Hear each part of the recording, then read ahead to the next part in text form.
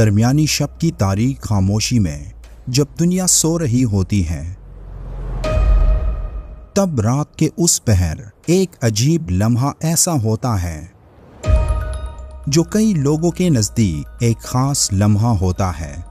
रात के उस पुरस्रार हिस्से के बारे में कहा जाता है कि उस वक्त आसमानी और ज़मीनी दुनिया के दरमियान जो पर्दा होता है वो हटना शुरू हो जाता है और आखिरकार गायब हो जाता है। ये वो जादुई और पुरस्रार लम्हा होता है जिसके बारे में निकोला टेस्ला ने कहा था कि इस वक्त खुदा कायनाती राजों को सरगोशियों में जाहिर करता है। इस लम्हे का कायनात के साथ क्या कनेक्शन, और निकोला टेस्ला ने इसी खास लम्हे को सबसे अहम लम्हा क्यों कहा कि जिस लम्हे एक इंसान अपनी जिंदगी बदल कर रख सकता है। जानिए वक्त के सबसे पुरस्रार लम्हे के बारे में जिस वक्त हर रात एक मौजज़ा आपके सामने होता है।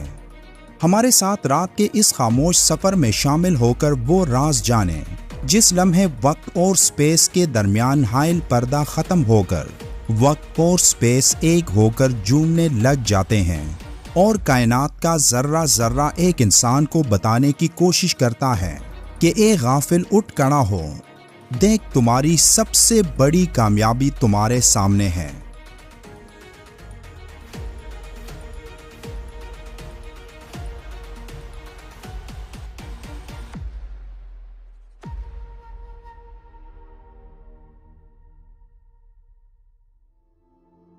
निकोला टेस्ला एक दूरअंदेश और ज़हीन इंसान था जिसने कायनात के बड़े बड़े राजों को हल किया था और आज साइंस टेस्ला की तहकीक के बगैर अधूरी है। निकोला टेस्ला की कामयाबी और जहानत का राज उसके सोने के वो आदत थे जिसको अपनाकर वो एक कामयाब इंसान बना।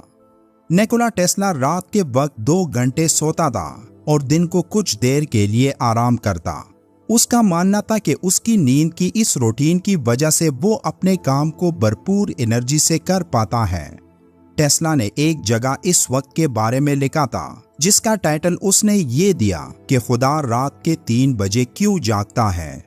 ये टाइटल किसी की समझ में नहीं आया, लेकिन जब इसे टेस्ला के नजरिए से देखा गया तो बात वाज़ेह होने लगी कि रात के 3 बजे का ये वक्त ही 24 घंटों में सबसे ताकतवर और अहम वक्त होता है और इस वक्त जागने वाला अपने जिस्म के अंदर एक अजीब सी एनर्जी और ताकत महसूस करता है, जैसे कोई अनदेखी कुव्वत उसके जिस्म में दाखिल होकर उसे अपनी जिंदगी का पूरा नक्शा समझा रही हो। टेस्ला का मानना था कि उस वक्त एक इंसान का दिमाग सबसे ज्यादा एक्टिव और तख्लीकी हालत में होता है, जिस वक्त इंसान उन चीजों के बारे में सोच सकता है जो चीजें या बातें आम तौर पर उसकी सोच से काफी दूर होती हैं। रूहानी तौर पर भी इस वक्त को सबसे अहम समझा जाता है और कई मज़ाहिब खास कर इस्लाम में कहा गया कि इस वक्त हमारी जिस्मानी दुनिया और रूहानी दुनिया के दरमियान जो पर्दा या रुकावट होती है, जिस पर्दे की वजह से हमारी ये दुनिया उस रूहानी दुनिया से अलग होती है, वो पर्दा उस वक्त हट जाता है और जिस्मानी दुनिया और रूहानी दुनिया के दरमियान रास्ता खुल जाता है। निकोला टेस्ला का इस बात पर यकीन था कि एक ऐसी ताकत मौजूद है जो हमारी इस पूरी कायनात को कंट्रोल करती है और जो ताकत एनर्जीज की शक्ल में पूरे कायनात से राब्ते में है।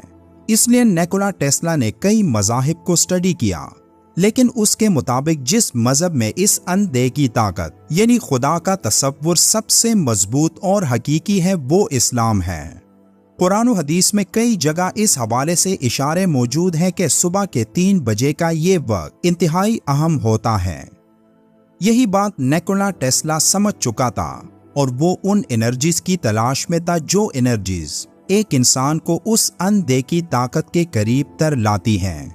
इसीलिए निकोला टेस्ला हमेशा सुबह के 3 बजे जागकर अपने काम में मशगूल हो जाता था, क्योंकि मौजूदा साइंसी रिसर्च के मुताबिक भी ये वो वक्त होता है जब हर तरफ मुकम्मल खामोशी का राज होता है और एक अजीब सा सुकून फिजा में पैदा होता है, जिससे एक इंसान का दिमाग उस वक्त सबसे ज्यादा एक्टिव होता है और उसके सोचने समझने की सलाहियत कई गुना बढ़ जाती है। इस्लाम में सुबह के 3 बजे के इस वक्त को तहज्जुद का वक्त कहा जाता है, जिसकी दीन इस्लाम में इंतहाई फजीलत बयान हुई। तहज्जुद के मानी है नींद तोड़कर उठना।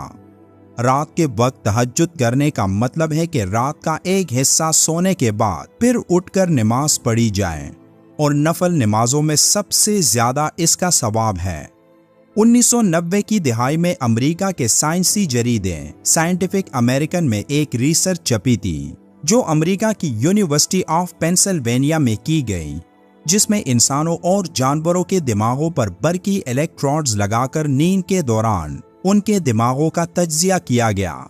उस तहकीक का नतीजा ये था कि नींद लेने के बाद इंसान की यादाश्त में इजाफा होता है। उस रिसर्च के लिहाज से रात के आखिरी घड़ियों में जब बंदा नींद से बेदार होकर तहज्जुद की नमाज अदा करता है, तो दुआ के दौरान अपनी माजी की कोताहियों को रात की खामोशी में आसानी से याद करके अल्लाह से उसकी मुआफ़ी मांग सकता है। मेडिकल साइंस की रूह से देखा जाए तो मेडिकल साइंस कहती है कि सुबह 3 बजे यानी तहज्जुद के वक्त उठना जिस्म में बीमारियों को दूर करता है। सुबह जल्दी बेदार होने से जिस्म में जमा शुदा फुजलात को जिस्म से जल्दी निकलने का मौका मिल जाता है, जो कि लेट उठने की सूरत में जिस्म में रहकर जिस्म को नुकसान पहुंचा सकते हैं और गुर्दों पर जायद बोझ पड़ता है। इसके अलावा ऑक्सीजन से भरपूर सुबह की ताज़ा हवा में सांस लेने से फेफड़ों और दिमाग को तकवीयत मिलती है।